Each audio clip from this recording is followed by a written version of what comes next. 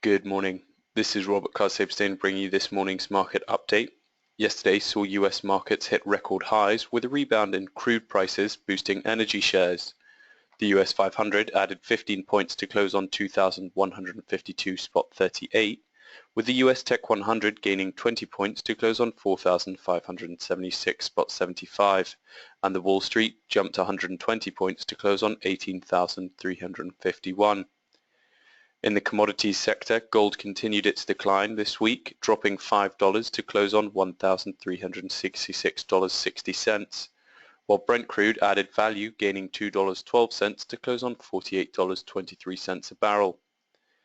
Saudi Arabia's oil production rose close to record levels in June as OPEC forecast stronger demand for the group's crude next year. The kingdom, OPEC's largest oil producer and the world's biggest exporter, increased output to almost 10.6 million barrels a day last month after keeping output largely steady since August. Saudi Arabia normally pumps more crude oil to meet a seasonal surge in domestic demand during the summer months. However, its output is under particular scrutiny after promising OPEC peers last month not to flood the market. The OPEC data released on Tuesday contains for the first time forecasts for the whole of next year. The numbers suggest the Saudi-led oil strategy shows signs of working.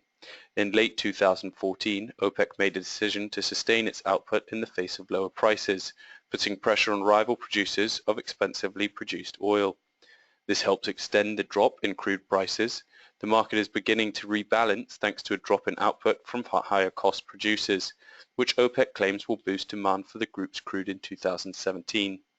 Saudi production rose to similar levels this time last year, a record for the kingdom. In Europe, after weeks of political turmoil, a semblance of stability is returning to UK politics, and the pound is reaping the rewards. The UK currency is headed for its longest winning streak in 2 months before Theresa May takes over as Prime Minister later today, ending a period of political instability that has lasted since the country voted to leave the European Union. May's succession is seen as a positive for the pound due to speculation she may take a less hardline and slower approach to the exit negotiations than her rivals.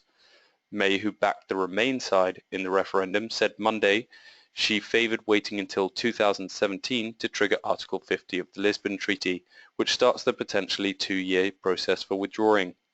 Remaining in the UK, Mark Carney looks poised to repeat a strategy that served him well during the global financial crisis, as the Bank of England governor seeks to stave off any turmoil after Britain's decision to quit the European Union. He has cited his experience at Canada's central bank in 2008 as a guide. Acting early to prevent a deeper downturn became the hallmark of his approach in the prelude to the international slump, a perspective he can bring to the Monetary Policy Committee debate this week on whether to cut interest rates, which will be announced tomorrow.